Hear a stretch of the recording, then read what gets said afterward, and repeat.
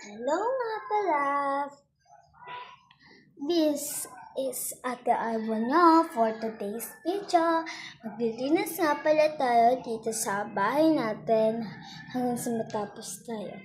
Ano, tara? Ito nga ang lilinisan natin, guys. Nalinisan ko na dito na lang at sa baba pa. Si mama kasi wala may pupuntahan kasi si mama at ako naman ay pupuntahan din mamaya, kaya ayun, maglilinis na ako kasi si mama sabi niya sa akin. Ano, tara?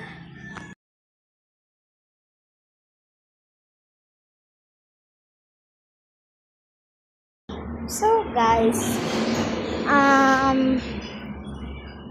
magpa-practice kasi kami mamaya. Tapos na ako maglinis dito.